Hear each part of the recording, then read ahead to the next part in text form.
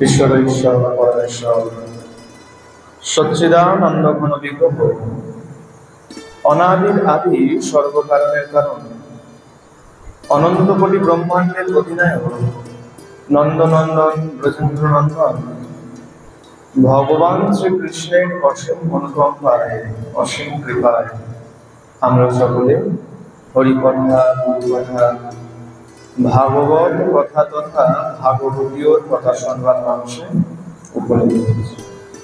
আজকে আমরা একটু হরিদাস ঠাকুরের কথা শ্রবণ করব। নমামি হরিদাসং তং চৈতন্যং তঞ্চ তৎপ্রভুম সংস্থাপি জন্মূর্তি স্বাঙ্কে কীর্তনর্দনং বলছে আমরা হরিদাস ঠাকুরকে প্রণাম করি। কোন হরিদাস ঠাকুর? যার প্রভু বলেন চৈতন্য মহাপ্রভু, যে হরিদাসের সেই নিথর দেহ কোলে করে নর্তন করেছিলেন। আমরা সেই ভক্ত শ্রেষ্ঠ নামাচার্য হরিদাস ঠাকুরকে প্রণাম জ্ঞাপন করি। তা প্রথমে হরিদাস ঠাকুরের কারণটা একটু বলে নিই। হরিদাস ঠাকুরের কথা আজকে শ্রবণ করার কারণ হচ্ছে কি জানা আছে? হ্যাঁ বাবা, আজকে নয়, আগামীকাল হরিদাস ঠাকুরের নির্যান দিবস হয়েছে। নির্যান তিনি তিরোভাব করেছেন। আমরা যদি নির্যান শ্রবণ করবো না, সেটি অত্যন্ত ব্যথাতুর। যদি যেতে পারি অতদূর আমি কিছুটা শ্রবণ করাবো। আজকে হরিদাস ঠাকুরের কিছু লীলা একটু শ্রবণ করবো। বলে দেখো, ভগবানের নাম করলে পরে বেশি প্রীত হন। যত বেশি প্রীত হন ভগবানের ভক্তের নাম করুন। ভগবান বলেছেন, আমার যদি ভজনা করো তুমি আমাকে পাবে কিনা এর কোনো নিশ্চয়তা নাই। আমার ভজনা করছো, আমার ভজন করছো, আমাকে পেতেও পারো, নাও পেতে পারো। কিন্তু যদি তুমি আমার ভক্তের সেবা করে নিয়েছো, ভক্তের পূজা করে নিয়েছো, তাহলে জানবে তুমি আমাকে পাবে পাবে পাবে।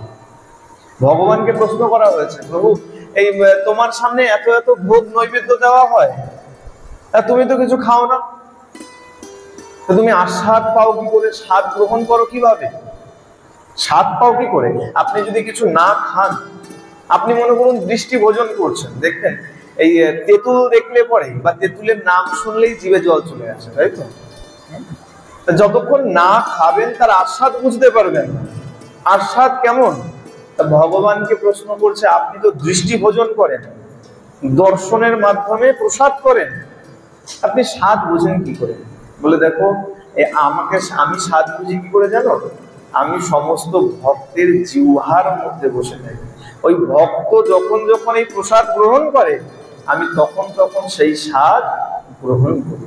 এই কারণে বলা হয় না যে সাধুর সেবা দাও, বৈষ্ণব সেবা দাও, বৈষ্ণবকে ভোজন করাও, তাতে কি হয়? বলে সাক্ষাৎ ভগবান সেই ভোজন গ্রহণ করে। আজকে সেই পরম ভক্ত নামাচার্য হরিদাস ঠাকুর। আচ্ছা, হরিদাস ঠাকুর কে ছিলেন?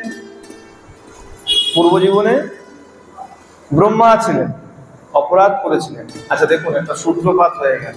কিছুদিন আগে আমরা জন্মাষ্টমীর কথা শুনেছি, রাধা অষ্টমীর কথা শুনেছি। ভগবান আস্তে আস্তে বড় হয়েছেন, বিভিন্ন লীলা করছেন। পুতনা বধ করেছে, অঘাসুর বধ করেছে। ব্রহ্মা আকাশ মার্গে দাঁড়িয়ে দাঁড়িয়ে দেখেছেন, দেখে চিন্তা করছে এমন বড় কি? এক দৈত্যকে বধ করেছে, এক রাক্ষস বধ করেছে, এমন বড় কি? কোন মায়াবী হলেও রাক্ষস দৈত্য বধ করতে পারে। ব্রহ্মা যখন আকাশ মার্গে দাঁড়িয়ে আছেন, ভগবান কি করেছেন? আজকে সারাদিন বিচরণ করেছেন, অঘাসুর বধ হয়েছে, সমস্ত সখাদেরকে নিয়ে বলছে, সখা চল, মধ্যাহ্ন হয়ে গেছে, আমরা এবার আহার করে নিই। যখন গোচারণে আসেন গোপাল আদি সখারা, মায়েরা কি করে? পোটলায় করে, আগে তো টিফিন বাটি ছিল না, এখন তো টিফিন বাটি আছে, আমরা টিফিন বাটিতে করে টিফিন নিয়ে বাড়ি অফিস যাই। বলে এখন তো টিফিন বাটি আবার গরম করার ব্যবস্থাও আছে, তাই না? সুইচ লাগিয়ে দাও, লাগিয়ে তার বুঝে দাও, হয়ে গেল খাবার গরম। আগে কি করতো? পোটলায় কাপড়ে করে বেঁধে মা গোপালের হাতে, সখাদের হাতে, যার যার সব ছেলের হাতে দিয়ে দিত। কি করতো? গোচারণের ফাঁকে মধ্যাহ্নে বসে বসে তারা সেই আহার গ্রহণ করত। আজকে গোপাল বলছে সখারা বলছে চল কানু আমরা তাড়াতাড়ি এবার আহার করে নিই, অনেক বেলা হয়ে গেছে, ক্ষুধা পেয়ে গেছে। সবাই গিয়ে বসে পড়েছে। কেমন ভাবে?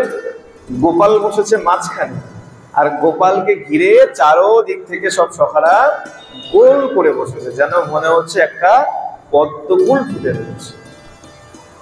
কিভাবে আহার করছে? যার যার পোটলা বের করছে, আর তার থেকে আহার বের করে, মনে করুন কেউ লাড্ডু নিয়ে এসছে, কেউ মিষ্টি নিয়ে এসছে, কেউ কোনো সুন্দর ফল নিয়ে এসছে, কেউ কিন্তু আগে খাচ্ছে। কি করছে? তাড়াতাড়ি আগে গোপালের মুখে দিচ্ছে। দেখ দেখ দেখ কি সুন্দর এই মিষ্টি, কি সুন্দর এই ফল। এক এক করে যাচ্ছে আর গোপালের মুখে দিচ্ছে। এভাবে যখন খেতে আরম্ভ করেছে, কোনো সখা কি করছে? কোনো বন ফল তুলে নিয়ে এসছে, এবং ফলটা কেমন হতে পারে, ফলটা ভালো না মন্দ সেটা বিচার করার জন্য নিজে একটু খেয়ে দেখেছে। খেয়ে যখন দেখছে মিষ্ট ফল, গোপালকে বলছে কানাই দেখ দেখ কি মিষ্টি ফল, খা ভাই খা, বলে যে মুখে দিয়েছে। এখন ব্রহ্মার মনে সংশয় হয়ে গেছে। আমি তো শুনেছিলাম এই ভগবান, এ যদি ভগবান হবে, ভগবান তো কারো এটো খায় না, ভগবান তো এভাবে গাভী চড়ায় না, এভাবে সখাদের সাথে খেলা করে না, এ কেমন ভগবান? বেশ, আমি তোমাকে পরীক্ষা করে দেখবো, তুমি কেমন ভগবান একবার পরীক্ষা করে দেখি। ব্রহ্মা সেই চিন্তা করে কি করেছেন, এই যত গাভী ছিল, দূরে গাভী চড়ছিল, সব সখারা গোপালকে নিয়ে বসে সে ভোজন করছে, আর অদূরেই গাভী চড়ে বেড়াচ্ছে। গাভী চড়ছে, ব্রহ্মা কি করেছে, সেই গাভী বৎস সকলকে হরণ করে নিচ্ছে। হরণ করে নিয়েতেই সখারা বলছে, হ্যাঁ রে কানু, এই যে আমাদের গাভীরা সব চোর ছিল এখানে, গাভীদের তো দেখতে পাচ্ছি না, কোথায় গেল? আচ্ছা কানাই তুই বস, আমরা সবাই গিয়ে ওই গাভীদেরকে অন্বেষণ করে আসি। গোপাল বসে রয়েছেন আহার আদি সব নিয়ে, আর সখারা গেছেন ওই গাভী বৎসদেরকে অন্বেষণ করবার জন্য। যখন অন্বেষণ করতে গেছে, ব্রহ্মা সেই সুযোগ বুঝে ওই সখাদেরকেও হরণ করে নিয়ে গেছে। সখা আদি গো বৎস যা ছিল সবাইকে হরণ করে ব্রহ্মলোকে নিয়ে গিয়ে শায়িত করে রাখবে। এখন গোপাল চিন্তা করছে, কানাই চিন্তা করছে, এতটা সময় হয়ে গেল, না তো সখারা ফিরে এলো, না তো গাভী বৎস ফিরে এলো, কোথায় গেল? গোপাল যখন একটু খোঁজাখুঁজি করেছে, চিন্তায় পড়ে গেছে, কোথায় গেল কোথায় গেল। চিন্তামণি এখন বসে বসে চিন্তা করছেন। গোবিন্দ ধ্যানস্থ হয়ে জানতে পারলেন এ সমস্ত ব্রহ্মার কাজ। ব্রহ্মাই সকলকে চুরি করে, অপহরণ করে তাদেরকে ব্রহ্মলোকে নিয়ে শায়িত করে রেখেছে। এখন গোবিন্দ চাইলে পারতেন ব্রহ্মলোক থেকে তাদেরকে আবার ফিরিয়ে আনতে, কিন্তু না, এখানে ব্রহ্মার মনে অহংকার রয়েছে। ব্রহ্মা পরীক্ষা করছে, বলে ছেলে হয়ে বাবার পরীক্ষা করছে। ব্রহ্মা তো সন্তান, ভগবানের সন্তান, নাভিপদ্ম থেকে ব্রহ্মার জন্ম হয়েছে। ভগবান কি করলেন? অহংকার চূর্ণ করার জন্য ভগবান দেখতে না দেখতে গোপাল নিজের অংশ থেকেই যত যত সখা ছিল, গাভী বৎস ছিল, আবার তদ্রূপ সৃষ্টি করলেন। লীলা শুরু হলো। দেখতে দেখতে কম বেশি একটা বছর কেটে গেছে। ব্রহ্মার হঠাৎ মনে পড়েছে, এই যে গাভী বৎস সখাদের আমি চুরি করে নিয়ে এসেছিলাম, হরণ করে নিয়ে এসে এখানে রেখেছিলাম, তারা তো এখানে আছে, তাহলে ব্রজে এখন কি চলছে, একটু গিয়ে দেখে আসে। ব্রহ্মা যখন এসছেন, দেখে অবাক হয়ে গেছে। সে কি, এই যে সখা, এই যে গাভী যাদেরকে আমি হরণ করে নিয়ে গেছিলাম, তারা তো এখানে তেমনি লীলা করছে, তেমনি খেলাধুলা করছে। আচ্ছা, তাহলে হতে পারে এই বালক নিশ্চয়ই মায়াবী। মায়াবী, মায়ার দ্বারা আমি যাদেরকে নিয়ে লুকিয়ে রেখেছিলাম তাদেরকে আবার নিয়ে এসেছে। ব্রহ্মা বুঝতে পারছে না এখানে যে বালকরা রয়েছে, গাভীরা রয়েছে, এরা কি আলাদা, নাকি আমি যাদেরকে হরণ করে রেখে এসেছিলাম তারাই এরা। ব্রহ্মা কি করেছেন, অনেক উঁচুতে উঠে গেছেন, যাতে দুটো জায়গা, ব্রজভূমি আর ব্রহ্মলোককে যেন এক সঙ্গে দেখা যায়, যাতে বোঝা যায় যে যেখানে এই গাভী বৎস যারা এখন খেলাধুলা করছে তারাই ওই ব্রহ্মলোকে শায়িত করে রাখা গাভী বৎস সখা কিনা। অনেক উঁচুতে যখন উঠে গেছেন ব্রহ্মা দেখতে পেলেন না যাদেরকে ব্রহ্মলোকে শায়িত করে রাখা আছে তারা তেমনি শায়িত রয়েছে। তাহলে এরা কারা? বিচার করতে করতে যখনই কাছে এসছেন সবাইকে দেখতে পেলেন এই যে সখা, এই যে গাভী বৎস, এরা সাধারণ কেউ নয়, সবাই শঙ্খ চক্র গদা পদ্মধারী এক একজন বিষ্ণুর অংশ। সবাইকে বিষ্ণুর অংশ দেখতে পেলেন, বুঝতে পারলেন তিনি সাক্ষাৎ ভগবান। হংসের থেকে মাথা চক্কর খেয়ে পড়ে গেছে, বুঝতে পারলেন ভগবান। পড়ে গিয়ে হাঁসের উপরে বসে আছে, ব্রহ্মার বাহন হাঁস, হাঁসের উপরে বসেছিলেন, হাঁসের থেকে পড়ে গিয়েই ভগবানের চরণে প্রণিপাত করেছে, প্রভু আমাকে ক্ষমা করো, আমার ভুল হয়ে গেছে, অপরাধ হয়ে গেছে, আমি না বুঝে আমি তোমাকে পরীক্ষা করতে এসেছি, তোমাকে পরীক্ষা করে ফেলেছি।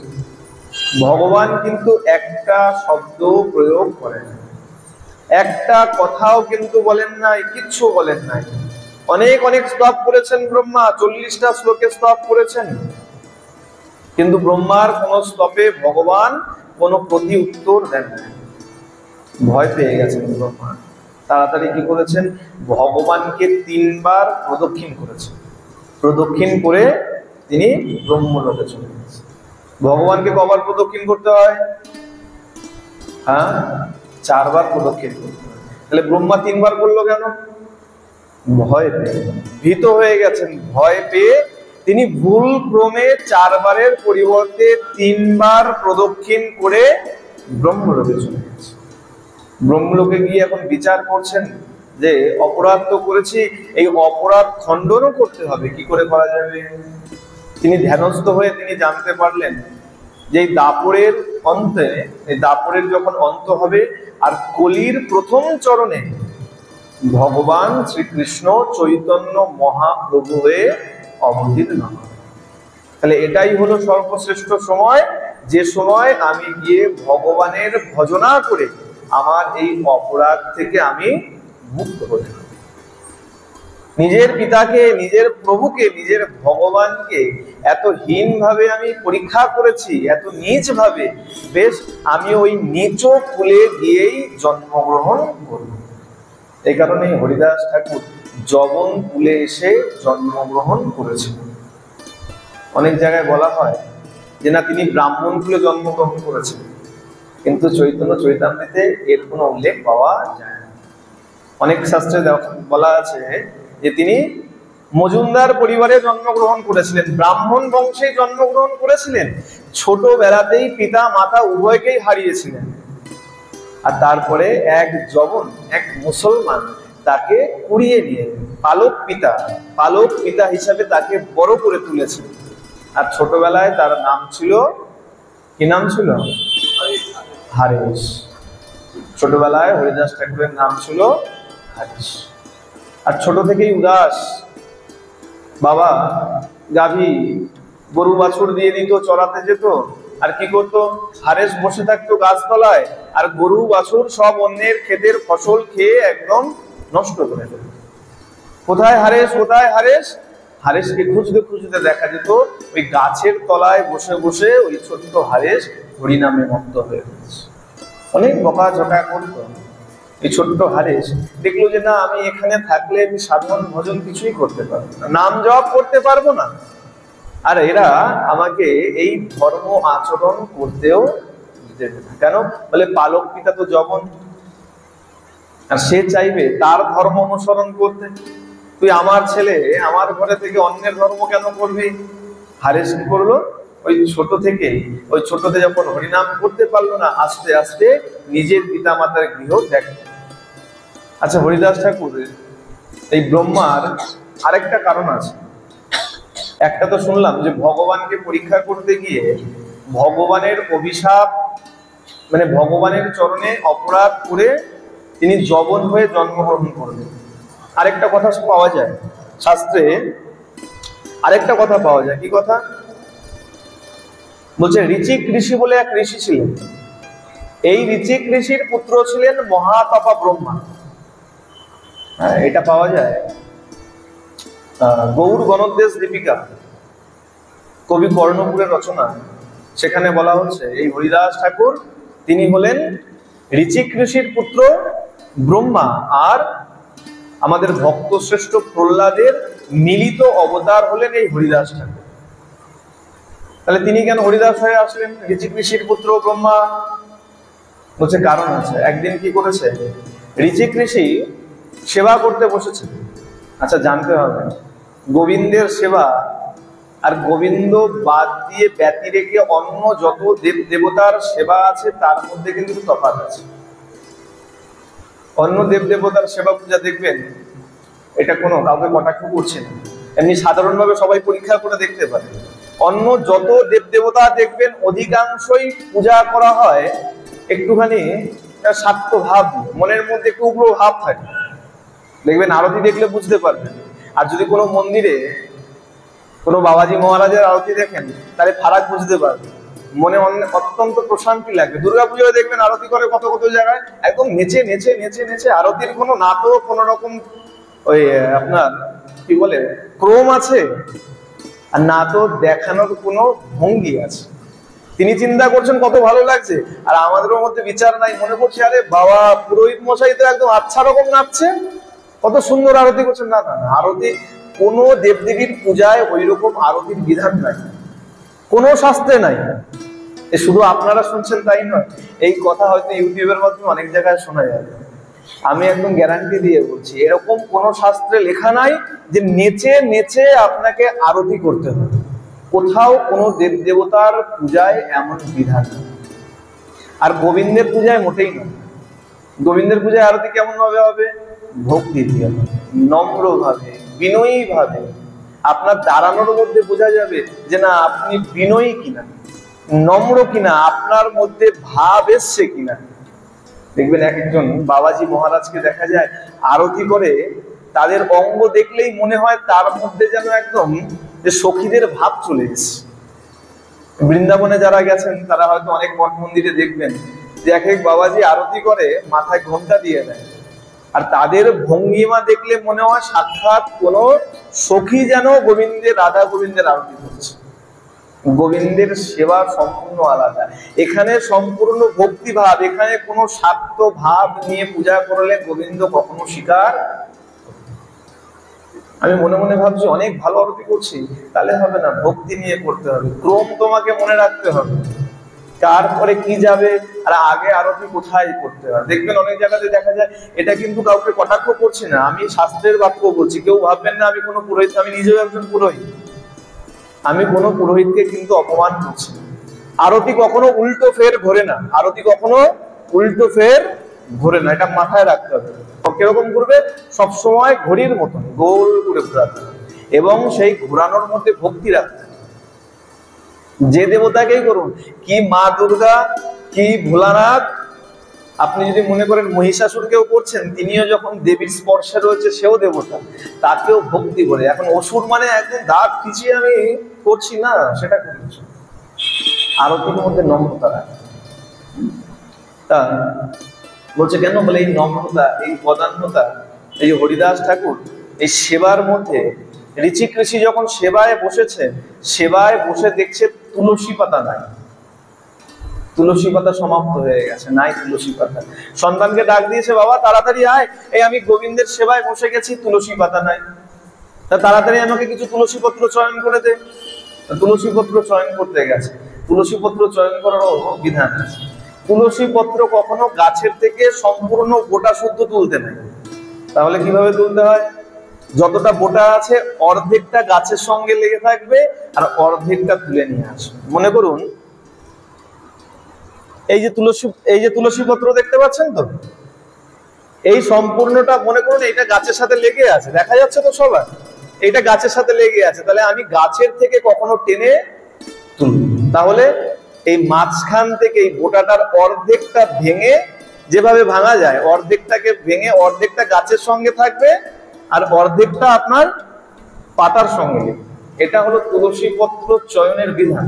সম্পূর্ণ গাছের থেকে টেনে কখনো তুলতে নাই, এটাও জানার দরকার আছে। এখন ঋচিক ঋষি যখন বলেছেন যে বাবা তাড়াতাড়ি তুলসী পত্র চয়ন করে দে, পুজো বিলম্ব হয়ে যাচ্ছে, ঋচিক ঋষির পুত্র ওই ব্রহ্মা কি করেছেন? তুলসী পত্র চয়ন করেছেন। ভালো করে মন দিয়ে শুনবেন। সন্তান তুলসী পত্র চয়ন করেছে, চয়ন করে কি করেছে? বাবার হাতে দিয়ে দিয়েছে। ঋচিক ঋষি কি করেছেন? আসনে বসেছিলেন, ওই তুলসী পত্র গোবিন্দের চরণে অর্পণ করে দিয়েছে। অর্পণ করে দিয়ে বিচার করছেন, যখন জিজ্ঞাসা করেছেন তিনি শুনে দেখলেন ওই তুলসী পত্র গাছ থেকে চয়ন করেই গোবিন্দের চরণে অর্পণ হয়ে গেছে, তুলসী পত্র ধৌত করা হয় নাই। ক্রুদ্ধ হয়ে গেছে যে তুই ধর্মের বিধান জানিস না, এত নীচ কাজ করলি। তুলসী পত্র অধৌত অবস্থায় কখনো গোবিন্দের চরণে বা কোনো সেবায় প্রয়োগ করতে নাই, আর তুই কিনা আমাকে অধৌত তুলসী পত্র দিলি, আর আমি কিনা সেই কারণে সেই অপরাধ করে ফেললাম, গোবিন্দের চরণে আমি অধৌত তুলসী পত্র প্রদান করে দিলাম। এত নীচ কাজ করলি, যা আমি তোকে অভিশাপ দিচ্ছি, তুই নিচ কুলে গিয়ে জন্মগ্রহণ। এই হলো দ্বিতীয় কারণ, যে কারণে সেই ব্রহ্মা হরিদাস ঠাকুর রূপে নিচ কুলে এসে জন্মগ্রহণ। বলছি নিচ কুলে কেন? অন্য কুলেও খারাপ দরিদ্র হত দরিদ্র হয়ে জন্মগ্রহণ করতে পারতেন, বলে না, নিচ কুলে কেন এসেছেন? জাতি কুল নিরর্থক বুঝাইবার তরে ঠাকুর হরিদাস জন্মিলেন জবনের ঘরে। শুধু নিচ কুলে জন্মেছে নিজের অপরাধের কারণে, তার জন্য নয়। তাহলে বলছে জাতিতে উচ্চ শ্রেষ্ঠ বংশে তুমি জন্মগ্রহণ করেছো, তাতেই যে তুমি গোবিন্দের কৃপা পাবে তা কিন্তু নয়। তুমি নিচ কুলে জন্মগ্রহণ করেছো, এর মানে তুমি যে গোবিন্দের কৃপা পাবে না তাও কিন্তু নয়। এই দুটো বোঝাবার জন্য যে জাতি কুল থাকলেই তুমি গোবিন্দকে নাও পেতে পারো, তোমার মধ্যে যদি ভক্তি না থাকে তাহলে তুমি গোবিন্দকে পাবে না। এই বিচার দেওয়ার জন্যই হরিদাস ঠাকুর যবন কুলে এসে জন্মগ্রহণ। কত? 1372 শতাব্দ, খুলনা জেলার কি নাম গ্রামের? কি নাম ছিল গ্রামের? বুরন গ্রাম। বুরন গ্রামে এসে তিনি জন্মগ্রহণ। বলিয়ে নামাচার্য ঠাকুর হরিদাস কি। জন্মগ্রহণ করলেন, যখন দেখছেন না এখানে থেকে আমি সাধন ভজন আমি করতে পারছি না, তিনি কি করলেন? সেখান থেকে চলে আসলেন বেনাপোলের জঙ্গল। গভীর জঙ্গলের মধ্যে চিন্তা করছেন এখানে বেশ ভালো ছোট কুটির করে আমি এখানে সাধন ভজন সব একদম নিজের মতন করে করব, কোন রকম কোনো অসুবিধা হবে না। হরিদাস যবে নিজ গৃহ ত্যাগ কইলা বেনাপোলের বন মধ্যে কতদিন রহিলা। নির্জন বনে কুটির করি তুলসী সেবন রাত্রি দিনে 3 লক্ষ নাম সংকীর্তন। কি করলেন? বেনাপোলের জঙ্গলের মধ্যে ছোট্ট কুটির করলেন, কুটির করে তুলসী রোপণ করে তুলসীর সেবা। যতক্ষণ না তুমি দেবী তুলসীর পূজা করছো ততক্ষণ তুমি ভক্তি পেতে পারো। এ কারণে বলা হয় না, দেখবেন দীক্ষা নেবার আগে যদি মালা ধরন নাও করে বলে আগে তুলসীর মালা করো। কেন? বলে দেবী তুলসীর কৃপা ছাড়া গোবিন্দেরও সামর্থ্য নাই যে তোমাকে ভক্তি প্রদান। দেবী তুলসী হলেন ভক্তির মহারানী। ভক্তি যদি কোনো সম্পদ হয়, মনে করুন যদি আপনার কাছে অর্থ না থাকে, আমি যদি হাত পাতি আপনি অর্থ দিতে পারবেন না, ঠিক তেমন এই ভক্তির মহারানী হলেন দেবী তুলসী। দেবী তুলসীর কৃপা যতক্ষণ না হবে ততক্ষণ আপনি ভক্তি পেতে পারবেন। হরিদাস ঠাকুর কি করলেন? ওই ছোট্ট কুটির করে সেখানে তুলসী বৃক্ষ রোপণ করে সেখানে বসে বসে 3 লক্ষ, মাসে 1 কোটি নাম গ্রহণ করে, দিনে 3 লক্ষেরও বেশি নাম জপ করে। নাম জপ করতে করতে করতে কি হয়? বলে সিদ্ধি লাভ হয়। দেখুন ভগবানের লীলা তো সাধারণ যুক্তি তর্ক না দিলে ভগবানের লীলা বোঝবার মতন ক্ষমতা আমাদের। দেখবেন অনেক ডাক্তার আছে, ডাক্তারের সঙ্গে থাকতে থাকতে কত কম্পাউন্ডার ডাক্তার হয়ে যায়। দেখবেন কত ওষুধের দোকান আছে, এত ভালো ওষুধ দেয়, বলে ডাক্তারের কাছে যেতে লাগে না। আমারই পরিচিত এক ডাক্তার কাকু রয়েছেন, আমাদের মামুর কাছে থাকেন, ছোট থেকেই তাকে দেখাই। আমি বিশেষ বড় কিছু না হলে আমরা ডাক্তার দেখাই। মানে কি, ডাক্তারের সঙ্গে থাকতে থাকতে থাকতে থাকতে কি হয়, অভিজ্ঞতা বেড়ে যায়। ঠিক তেমন বলে হরিনাম জপ করতে করতে করতে করতে সিদ্ধি লাভ হয়ে যায়। আজকে সেই হরিদাস ঠাকুর দিনে 3 লক্ষ, চিন্তা করুন একবার, বলে কম বেশি 22 ঘন্টার বেশি তিনি নাম জপ করতেন। সারাদিনের সময় কতটা? 24 ঘন্টা। বলছে সারাদিনে কম বেশি 22 ঘন্টা তিনি নামের মধ্যে ডুবে থাকতেন। চিন্তা করুন। আর আমার মতন যদি হয় তাহলে তো অবস্থা খারাপ হয়ে যায়। 16 মালা যদি জপ করে নিয়েছি, চিন্তা করি না জানি আরেক মালা জপ করলেই গোবিন্দ চলে আসবে, থাক বাবা 16 মালা হয়ে গেছে, রেখে দাও। হরিদাস ঠাকুর সারাদিন নিরন্তর নাম জপ করে যাচ্ছে। বনের মধ্যে, নির্জন বনের মধ্যে নাম করছেন, আর চারদিকে তার সিদ্ধি প্রচার পেয়ে গেছে। বলে সে কি, ওই অত্যন্ত গভীর জঙ্গলের মধ্যে গেছে, তাহলে সিদ্ধি প্রচার পেল কিভাবে? বলে দেখো, বনের মধ্যে যদি ফুল ফোটে, ফুল যদি ফোটে, তাহলে ভ্রমরকে নিমন্ত্রণ পত্র পাঠাতে হয় কি, যে এই তোমরা সবাই শোনো, এই বনে ফুল ফুটেছে, নিমন্ত্রণ পত্র নিয়ে যাও, তাড়াতাড়ি যাও। প্রয়োজন আছে? নেই। ওই ভ্রমর ফুলের যে সৌরভ, সেই সৌরভ সুখে সেইখানে চলে আসে। আর বলে নামের মহিমা এমন, নামের প্রভাব এমন, চারদিকে তার প্রভাব ছড়িয়ে পড়েছে। ভিক্ষাবৃত্তি করে আর কুটিরের বসে নাম করে, নামের প্রভাবে তার কথা চারদিকে ছড়িয়ে পড়েছে। দেখতে দেখতে ভক্তরা সব আসতে শুরু করেছে। ভক্তরা সেবার জন্য বিভিন্ন দ্রব্য দিয়ে যায়, হরিদাস ঠাকুর তাই গ্রহণ করে আর সারাদিন কুটিরে বসে বসে নাম জপ করে। নামের সিদ্ধি কেমন? হরিদাস ঠাকুরের কাছে যে যে সমস্যা নিয়ে আসে, হরিদাস ঠাকুর তার সমাধান করে দেয়। কিভাবে? বলে না, মনে করুন কারো জ্বর হয়েছে, ঠাকুর আমার ছেলের খুব অসুস্থ, শরীর খারাপ, যা বাড়িতে গিয়ে হরিনাম জপ কর, সুস্থ হয়ে যাবে। আর সত্য সত্যই নামের প্রভাবে হরিদাস ঠাকুরের মুখের পানি সত্য হয়ে যেত, সত্য হয়ে যেত। নাম জপ করতো, ছেলে সুস্থ হয়ে যেত। প্রভাব আরো চারদিকে বাড়তে শুরু করেছে।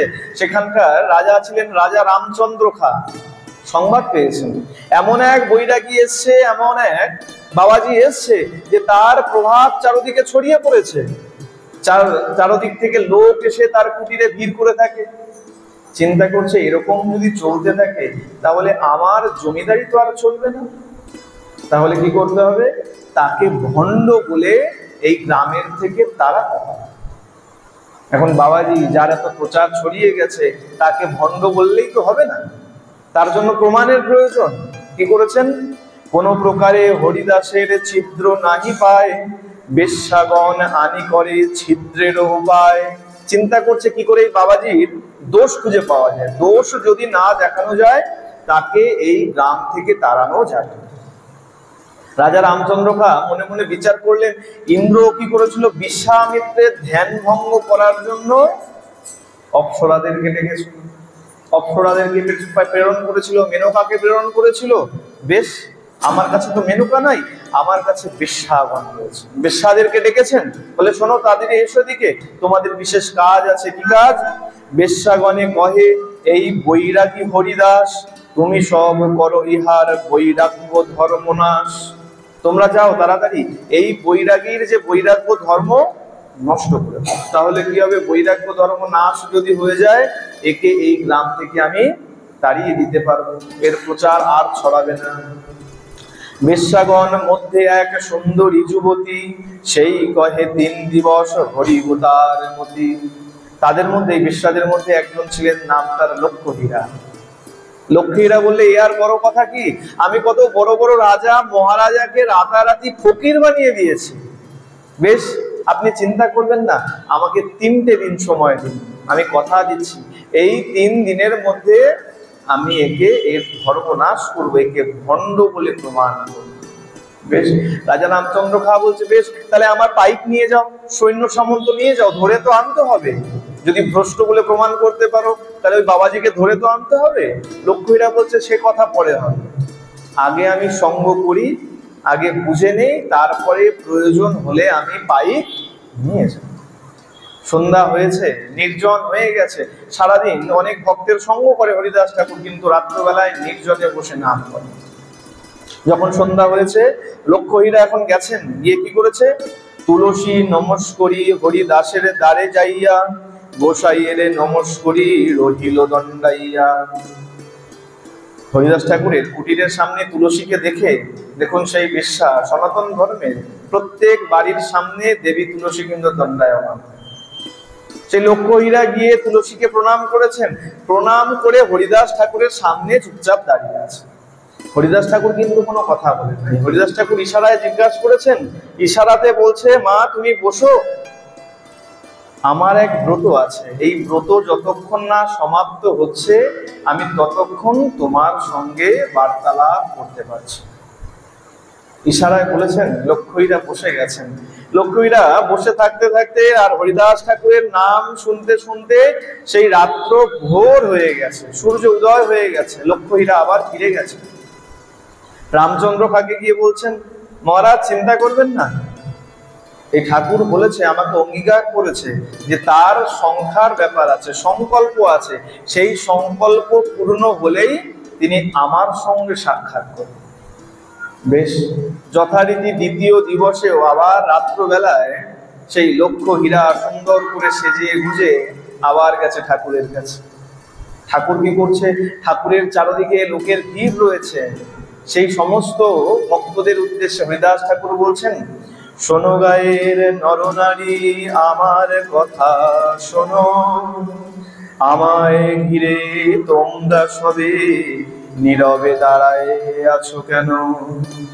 সমস্ত ভক্তের ভিড়। হরিদাস ঠাকুর বলছে, ভক্তগণ নরনারী তোমরা সবাই আমাকে ঘিরে কেন দাঁড়িয়ে আছো? কি লাভ এতে? কে কবে মরিবে তাহা কারো নাহি জানা, জীবনের মুহূর্ত কাল ব্যর্থ কাটাবে না। হরিদাস ঠাকুর বলছেন, এভাবে দাঁড়িয়ে নিজেদের জীবনের মূল্যবান সময়কে কেন ব্যর্থ কাটাচ্ছ? যে নিঃশ্বাসটা তুমি নিয়েছো সে নিঃশ্বাস আর নাও বেরোতে পারে, আর যে নিঃশ্বাস ছেড়েছো সেই নিঃশ্বাস আবার নাও গ্রহণ করতে পারে। কতক্ষণ কে বেঁচে আছো তার নিঃশ্বাসের কোনো বিশ্বাস নাই। এই যে মূল্যবান মুহূর্ত, এখানে দাঁড়িয়ে দাঁড়িয়ে কেন নষ্ট করছো? তাহলে কি করবেন? কি বললেন? নারীকে জানিও মাতা ঐশ্বর্যকে মাটি। দেখুন, যে বিচার এখন আর আমাদের মধ্যে নাই।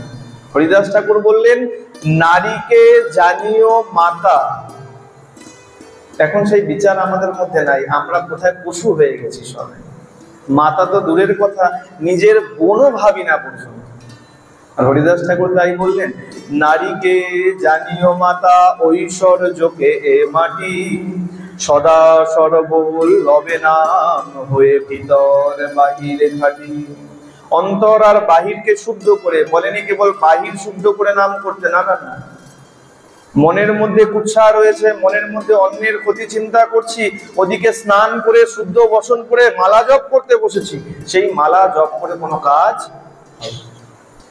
হরিদাস ঠাকুর বললেন, ভিতর বাহির, অন্তর আর বাহিরকে খাঁটি করে নাম জপ করো। আর এইভাবে সারা জীবন ধরে রবে নামের স্মরণে, কভু বা মানুষে হবে কভু উচ্চস্বরে। হরিদাস ঠাকুর বলছে, সবসময় উচ্চস্বরে নাম করতে হবে এমন কোনো কারণ নেই। যখন উচ্চস্বরে নাম করতে পারছো না তখন কি করবে? মানুষে নাম করবে। আচ্ছা, হরিদাস ঠাকুর কি বললাম, সারা দিনে 3 লক্ষেরও বেশি নাম করতেন। এই 3 লক্ষ নাম কিভাবে করতেন? এর মধ্যে 1 লক্ষ নাম মানসে করতেন, মনে মনে জপ করতেন। 1 লক্ষ নাম উপাংশু জপ করতেন। উপাংশু জপ কাকে বলে? মৃদু মৃদু শব্দ শোনা যাবে, একদম কাছে এসে যদি না বসেন, একদম ধীর গতিতে হরে কৃষ্ণ কৃষ্ণ কৃষ্ণ হরে হরে রাম রাম রাম হরে হরে। যদি কাছে এসে না বসেন ভালো করে শুনতে পারবেন। মৃদু মৃদু ঠোঁট নড়বে, মৃদু মৃদু শব্দ হবে, একে বলে উপাংশু জপ। আর 1 লক্ষ নাম তিনি উচ্চস্বরে করতেন। তা ভক্তদেরকে বললেন, তোমরা ফিরে যাও, এখানে এভাবে সময় নষ্ট করো না, আর সদা সর্ব ভিতর বাহির পবিত্র হয়ে কেবলমাত্র হরিনাম জপ। হরিদাস ঠাকুর কিন্তু অন্য কোনো কিছুর বিধান দেন না। আর সেই লক্ষ্মীরা এসেও আজকে আবার বসেছে, ঠাকুর দেখেছে লক্ষ্মীরা এসছে, ঠাকুর আবার ইশারায় বলেছেন, বসো মা, কি করব? এই যে আমার সংকল্প, দিন গেলে 3 লক্ষ, মাসে 1 কোটিরও বেশি নাম করার সংকল্প নিয়েছি আমি। বসো, আজকে হয়তো রাত্রের মধ্যেই আমার নাম সংকল্প পূর্ণ হবে, আর আমি তোমার সঙ্গ করব, তোমার মনের বাসনাও পূর্ণ হবে, আমার নাম সংখ্যা পূর্ণ হবে, সঙ্গে সঙ্গে তোমারও মনের বাসনা পূর্ণ হবে। বসো। হরিদাস ঠাকুর বলেন নাই যে আমার নাম পূরণ হয়নি, তুমি আগামীকাল সকালবেলা এসো। কেন? হরিদাস ঠাকুর জানেন যে কিসের জন্য এসছে, আর নামের যে প্রভাব আছে, হরিদাস ঠাকুর মনে মনে বলছেন, প্রভু এই নামের প্রভাবে লক্ষ্মীরা যে মনোবৃত্তি নিয়ে এসছে, যেন আমার সংখ্যা পূরণ হতে হতে ওর এই মনোবৃত্তি যেন পূরণ হয়ে যায়, পরিবর্তন হয়ে যায়। হরিদাস ঠাকুর বসিয়ে দিলেন, লক্ষ্মীরা বসে গেলেন। দেখতে দেখতে সেই রাতও পার হয়ে গেল, লক্ষ্মীরা ফিরে গেছেন। রামচন্দ্র কাকে বলছেন, না ঠাকুর আমাকে অঙ্গীকার করেছেন, বলেছেন নাম সংখ্যা পূর্ণ হলে আগামীকাল নাম সংখ্যা পূর্ণ হবেই, আর ঠাকুর আমার সঙ্গ করবে।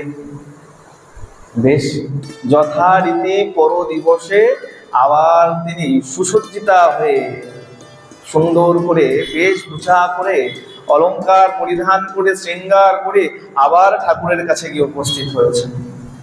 ঠাকুরের কাছে গিয়ে উপস্থিত যখন হয়েছে, ইশারা করে বলছেন, ঠাকুর আজকে বসো, আজকে আমার নাম সংখ্যা পূর্ণ হবেই, আর আমি তোমাকে তোমার সঙ্গ করবই, তোমার মনের বাসনা পূর্ণ করবই। লক্ষ্মীরা বসে গেছেন, প্রথম সন্ধ্যা হয়েছে, বসে গেছেন। বসে যখন আছেন, হরিদাস ঠাকুরের সেই নাম শুনতে শুনতে আচার্যগণ বলছেন, হরিদাস ঠাকুর নাম করতো কেমন জানো? হরিদাস ঠাকুরের নামের প্রভাব কেমন? বলে, হরিদাস ঠাকুরের নামের প্রভাবে মানুষ তো ছেড়ে দাও, আশেপাশে কুটিরের আশেপাশে যত বৃক্ষ ছিল, সেই বৃক্ষ পর্যন্ত ক্রন্দন করত। বলে, কিভাবে ক্রন্দন করতো? গাছের কি চোখ আছে গাছ কাটবে? বলে, না, গাছের চোখ নাই, সারা গাছ ঘেমে উঠত, সারা গাছের পত্র থেকে বাষ্প মোচনের মতো যেন বিন্দু বিন্দু জল যেন ঘামের আকারে যেন চলে।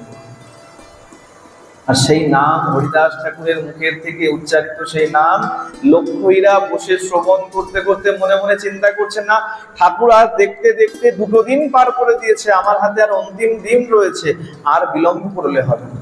কি করেছে? তিনি উঠে নৃত্য করতে শুরু করেছে, নর্তকীর নৃত্য নর্তন করতে শুরু করেছে। আর যে যে গান করে রাজা মহারাজাদেরকে ভুলিয়ে দিত, সেই গান গাইতে শুরু করেছে। বিভিন্ন রাজাদের মন ঘোরানো গান করতে শুরু করেছে। কিন্তু গান করলে কি হবে? ওই যে নামের প্রভাব, আর নাম কার থেকে শুনেছে? সবার থেকে। বলে, ভগবত প্রসঙ্গ হরিনাম সবার থেকে শুনলেও কাজ করে না। উপযুক্ত সাধু গুরু বৈষ্ণবের থেকে নাম যদি শোনো, দেখবে তোমার একদম অন্তরের অন্তরস্থলে গিয়ে একদম নাম বিঁধে যাবে, বুঝতে পারবে যে হ্যাঁ, আমি কিছু শ্রবণ করলাম। আর হরিদাস ঠাকুর সাক্ষাৎ ব্রহ্মা, তার মুখের থেকে হরিনাম শ্রবণ করেছে। আজকে যখন নর্তন করছে, নৃত্য করছে আর গান করছে, ওই গানের কথা ভুলে যাচ্ছে, গানের কলি ভুলে যাচ্ছে, তার মধ্যে কি ওই হরে কৃষ্ণ মহামন্ত্র ঢুকে যাচ্ছে। চিন্তা করছে, কি এত এত রাজা মহারাজাকে এই গান শুনিয়ে আমি মোহিত করেছি, আজকে সেই গান আমি কেন ভুলে যাচ্ছি? এই হরিনাম কেন আমার মুখে বারবার উঠে আসছে? এই নামের প্রভাবে দেখতে দেখতে লক্ষ্মীরার চিত্ত বৃত্তি একদম পবিত্র হয়ে গেছে, সংশোধিত হয়ে গেছে। দেখতে না দেখতে লক্ষ্মীরা কি করেছেন? নামের প্রভাব বুঝতে পেরে, ঠাকুরের প্রভাব বুঝতে পেরে, যত যত অলংকার তিনি পরিধান করে এসেছিলেন, সেই স্বর্ণ অলংকার সব ছিঁড়ে ছিঁড়ে হরিদাস ঠাকুরের চরণের কাছে ছড়িয়ে দিয়ে লুটিয়ে পড়েছেন হরিদাস ঠাকুর। বলিয়ে নামাচার্য ঠাকুর হরিদাস কি। ঠাকুরের চরণে লুটিয়ে পড়েছেন, ঠাকুর আমি বুঝতে পারি নাই, আমি না বুঝে তোমার চরণে কত বড় অপরাধ করেছি, কৃপা করো, আমাকে উদ্ধার করো। আমাকে রাজা রামচন্দ্র খা পাঠিয়েছেন। হরিদাস ঠাকুর বলছে, আমি জানি তোমাকে রাজা রামচন্দ্র খা পাঠিয়েছেন, আমি জানি, কিন্তু আমি সেই কথা জেনেও আমি কেন যাইনি জানো? ঠাকুর কহে খানের কথা সব আমি জানি, অজ্ঞ মূর্খ সেই তারে দুঃখ নাহি মানি। সাধুর একটা বড় স্বভাব আছে। কি স্বভাব? কেউ যদি দোষ করেও থাকে, অপরাধ যদি করেও থাকে, তথাপি তাকে কখনো অভিশাপ দেয়। এটা সাধুর মহৎ গুণ, বৈষ্ণবের মহৎ গুণ। সাধু বললে ভুল হবে, সাধু যে কেউ হতে পারে। সাধু আর বৈষ্ণবের মধ্যে ফারাক আছে। সাধু, আমিও সাধু হতে পারি, আপনিও সাধু হতে পারেন, আশেপাশে আরো অনেক কেউ আছে যারা সাধু হতে পারে। সাধু মানে যাদের স্বভাব শান্ত, নম্র, ভদ্র। কিন্তু বৈষ্ণব হচ্ছে তার থেকেও ঊর্ধ্বে। বলছে বৈষ্ণব হতে গেলে সাধুর গুণ তোমার মধ্যে অবশ্যই থাকতে হবে। আরে বৈষ্ণবের বড় গুণ কি? বলে অপরাধ করলেও তাকে কখনো দণ্ড দেবে। এক ব্যক্তি ছিল, সেই ব্যক্তিকে কেউ যদি কোনো খারাপ কিছু করতো, সে সবসময় তাকে হাসি মুখে বিদায় দিয়ে দিত, আর মনে মনে চিন্তা করতো যাক, ভগবানের যা বিচার আছে ভগবান তাই করবে। এক সময় সেই ব্যক্তির কিছু অর্থ চুরি করে নিয়ে চলে গেছে। সেই সৎ ব্যক্তির অর্থ এক ব্যক্তি চুরি করে নিয়ে চলে গেছে। সেই ব্যক্তি মনে মনে তাকে অভিশাপ দেয়নি, বলেছে ভগবান তোমার বিচার তুমি করো, তোমার শক্তি তুমি দেখিও, আমার তো শক্তি নাই। আপনার আমার কি শক্তি আছে? বিচার করে দেখুন। আপনি হয়তো বড় জোরে একটা চড় মারতে পারেন, কি লাঠি দিয়ে পেটাতে পারেন, এর থেকে বেশি তো কিছু করতে পারেন না। কিন্তু গোবিন্দের বিচার কি? বলে কিছুদিন যেতে না যেতেই সেই ব্যক্তি, ওই যে তার থেকে অর্থ লুট করে নিয়ে চলে গিয়েছিল, সেই অর্থ কি করেছে, তার ঘরে এক ছোট্ট সন্তান ছিল, এমন রোগগ্রস্ত হয়েছে, সেই অর্থ তো খুইয়ে ফেলেছে। সঙ্গে সঙ্গে তার এত ঋণ হয়েছে, কিন্তু ঋণ করেও তাকে, সেই সন্তানকে সে নিজে বাঁচাতে পারে। চিন্তা করে কোথাও থেকে শুনেছে, কেউ তাকে বলেছে তুই নিশ্চয়ই কারো চরণে অপরাধ করেছিস, কোনো সজ্জনের চরণে, কোনো সাধুর চরণে অপরাধ করেছিস, নইলে তোর সন্তানকে এত চেষ্টার পরেও তুই বাঁচাতে কেন পারবি? হঠাৎ করে তার কি হয়েছে বলে না, যে বিপদ যখন পাপ হয়ে যায় তখন আমাদের মনে সাড়া দেয়। আমরা কিন্তু সবাই জানি আমরা কে কি পাপ করি না করি, তা আগে কি পরে আমরা সবাই জানি। পাপ হয়ে গেলে তখন মনের মধ্যে লাগে আরে আমি ওই পাপটা করে ফেলেছি। ওই ব্যক্তির হঠাৎ মনে পড়েছে যে সত্যই তো ওই ব্যক্তির থেকে আমি কিছু অর্থ ছিনিয়ে নিয়ে এসেছিলাম, ছুটে গেছে সেই ব্যক্তির কাছে, তার পায়ে ধরে নিয়েছে। আচ্ছা তুমি এমন কি করেছো যার জন্য আমার সন্তান পর্যন্ত আমি হারাতে হবে? আমি অনেক বড় অপরাধ করেছি আমি জানি। বলে দেখো আমি তোমাকে কোনো অভিশাপ দেই। বলে তাহলে আমার এরকম কেন হলো? তুমি কি এমন বলেছো? বলে আমি শুধু ঠাকুরের কাছে এতটুকু বলেছি, প্রভু ও ওর ক্ষমতা দেখিয়েছে, আমার কোনো ক্ষমতা নাই, তোমার ক্ষমতা তুমি দেখি। ভগবান তার ক্ষমতা প্রদর্শন করেছে। হরিদাস ঠাকুর বলছে, হরিদাস ঠাকুর তার কোনো অপরাধ নেই। হরিদাস ঠাকুর বলল আমি সব জানি, কিন্তু জেনেও আমি যাইনি কেন জানো? সেই দিন আমি যাইতাম এই স্থান ছাড়িয়া, আমি সেই দিনই এই স্থান ছেড়ে চলে যেতাম। 3 দিন রহিলাম তোমায় নিস্তার লাগিয়া, আমি তোমাকে উদ্ধার করব বলে, এই বন্ধা ভূমিতে ফসল ফলাবো বলে। তুমি পাপী আমি জানতাম, তোমার মধ্যেও হরিনামের ভক্তির বীজ রোপণ করব বলে এই 3 দিন আমি এইখানেই থেকে গেলাম। বৈষ্ণবের কত গন্ধ! বৈষ্ণব দেখে অপরাধী দেখেও কিন্তু তিনি চলে যান, উদ্ধার করলেন। যে ঠাকুর আমাকে তাহলে উদ্ধার করো, আমাকে কৃপা করো, আমি কি করব তাহলে এখন? হরিদাস ঠাকুর বললো যাও, গৃহে ফিরে যাও। গৃহে গিয়ে যত যত ধন সম্পত্তি আছে, যা অন্যায় ভাবে উপার্জন করেছো, যাতে পাপের স্পর্শ রয়েছে, সমস্ত কিছু দান করে দাও। ব্রাহ্মণদের দান করে দাও। এক বস্ত্রে মস্তক মুন্ডন করে গঙ্গা স্নান করে এসো। লক্ষ্মীরা কি করলেন? ঘরের মধ্যে যত সম্পদ ছিল, অর্থ সম্পদ ছিল, সমস্ত ব্রাহ্মণকে দান করে দিলেন। আর ব্রাহ্মণকে দান করে দিয়ে এক বস্ত্রে মস্তক মুন্ডন করে গঙ্গা স্নান করে এক বস্ত্রে হরিদাস ঠাকুরের চরণে এসে বসেছে। হরিদাস ঠাকুর তাকে নাম দীক্ষা দিয়েছেন, বলেছেন আজ থেকে তুমি এই কুটিরেই বসে থাকবে, এই কুটিরে বসেই তুমি হরিনাম জপ করবে আর তুলসীর সেবন করবে। হরিদাস ঠাকুর আর কিছু বলেন নাই যে অনেক অনেক ভোগ দিতে হবে, অনেক অনেক ভাবে ভগবানের সেবা করতে হবে, না। বলেছেন তুলসীর সেবা করবে আর এই হরিনাম জপ করবে এই কুটিরে বসে বসে, তাহলেই তোমার সব। হরিদাস ঠাকুর সেই লক্ষ্য হীরাকে সেই ছোট্ট কুটিরটি, বেনাপোলের সেই ছোট্ট কুটিরটি প্রদান করে তিনি চলে গেলেন হুগলি জেলার সপ্তগ্রামের, আদি সপ্তগ্রামের নিকট চাঁদপুর। আর লক্ষ্য হীরা সেই কুটিরে বসে নাম জপ করতে করতে করতে করতে সেও আজকে সিদ্ধি লাভ। দেখুন সাধুর কত মহিমা। বলে সন্ত পরশমণি কি দেব তুলনা, পরশমণি লৌহ স্বর্ণ করে, সন্ত করে আত্মসমনা। কি বললো ভালো করে বুঝুন। বলছে পরশমণি, যদি রাস্তায় পরশমণি কুড়িয়ে পান, পরশমণি একটা বই আছে, সিনেমা আছে, দেখেছেন তো? দেখা আছে বাংলায় পরশমণি, একটা পাথর আছে যাকে লোহায় ছোয়ালে পরে সোনা হয়ে যায়, আছে না একটা, আছে তো পরশমণি নাম যতদূর মনে আছে।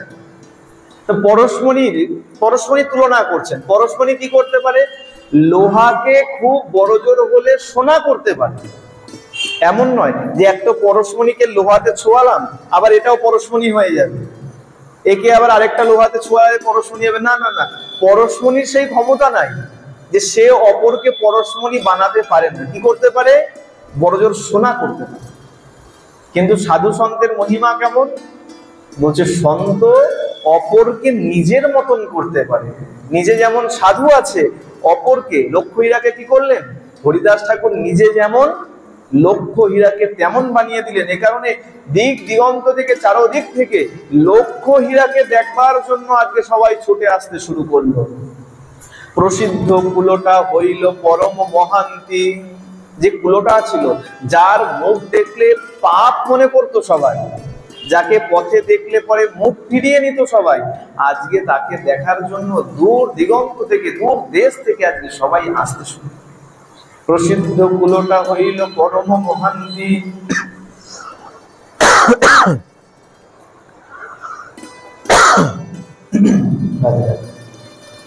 প্রসিদ্ধ কুলোটা হইল পরম মহান্তি, বড় বড় বৈষ্ণব দর্শনে জানতি। বড় বড় বৈষ্ণবগণ তাকে দর্শন করতে আসে।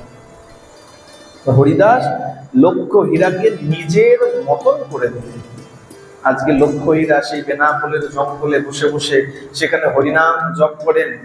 আর লক্ষ্য হীরাকে পুরোপুরি হরিদাস ঠাকুর নিজের মতন করে সেই কুটির সোপে তিনি চলে গেলেন হুগলি জেলার আদিসপ্ত গ্রামের নিকট চাঁদপুরে। হরিদাস ঠাকুর এখন এই চাঁদপুরে এসেছেন। চাঁদপুরে কোথায় উঠেছেন? বলরাম আচার্যের গৃহে।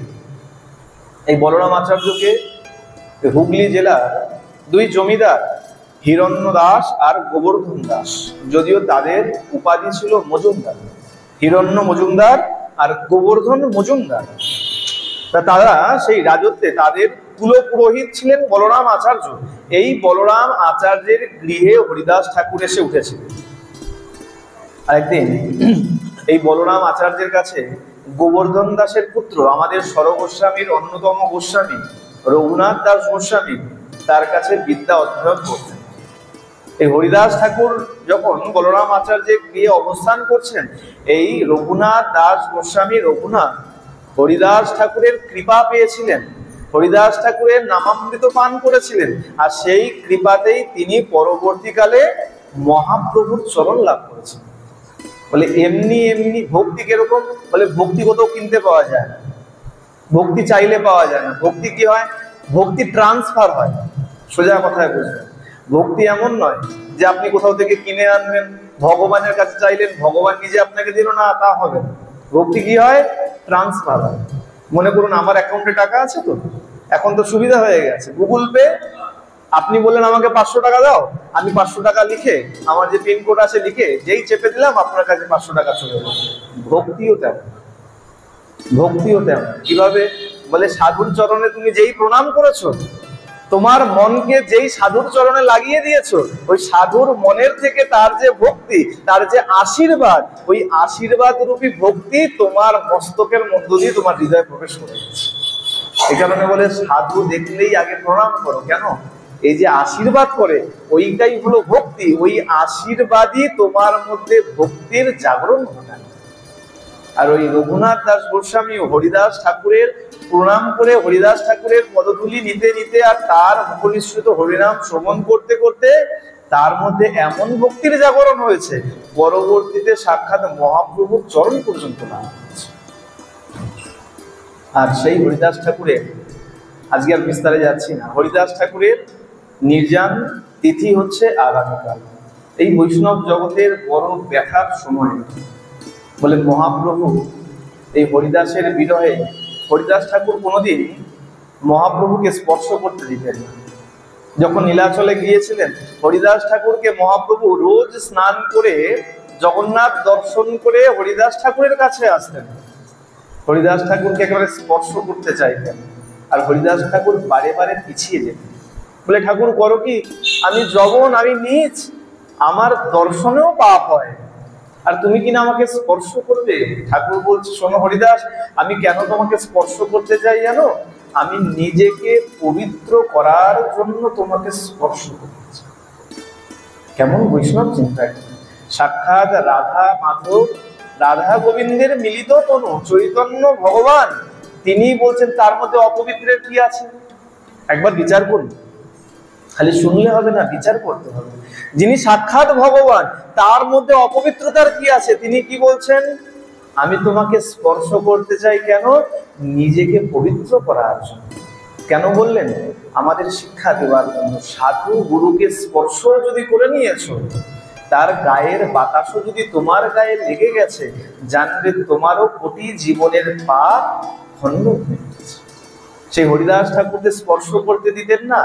সেই হরিদাস ঠাকুর যখন দেহ রেখেছেন, সেই দেহ রাখার পরে হরিদাস ঠাকুরের সেই নিথর দেহকে চৈতন্য মহাপ্রভু আলিঙ্গন করে উদ্দণ্ড নৃত্য করেছেন। কেন? বলে হরিদাস ঠাকুরের শুধু হরিদাসের মনের বাসনা পূর্ণ হয় নাই। হরিদাস ঠাকুর কি চেয়েছিলেন?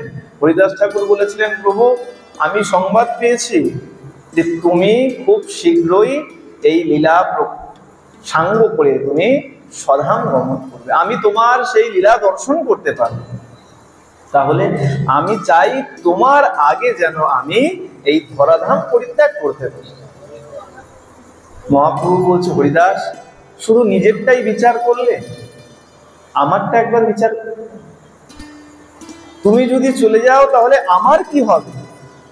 হরিদাস ঠাকুরকে বলছে, তুমি যদি চলে যাও, মহাপ্রভু বলছেন, তাহলে আমার কি হবে? হরিদাস ঠাকুর বলছে, প্রভু এই পৃথিবীতে কত কীট পতঙ্গ আছে, যদি একটা কীট মরে যায়, এই পৃথিবীতে এমন কি হানি ঘটে? প্রভু তোমার এত এত ভক্ত রয়েছে, আর সেই ভক্তের মধ্যে আমিও একটা কীটের মতন, আমিও যদি মারা যাই, আমি যদি না থাকি, তোমারই বা কি এমন ক্ষতি?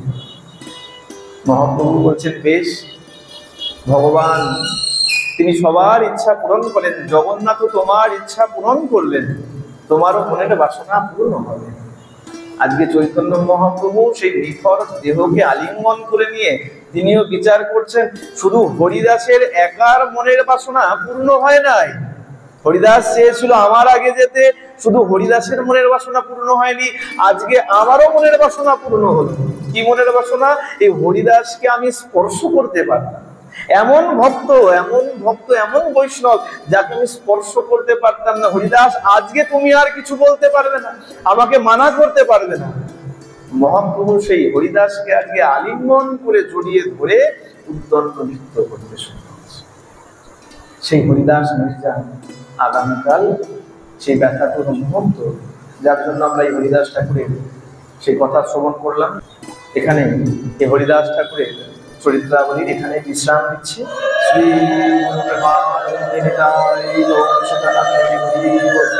শ্রী শ্রী সাধু বৈষ্ণব প্রেমানন্দে হরি হরি বল। শ্রী শ্রী রাধা গোবিন্দ প্রেমানন্দে হরি হরি বল।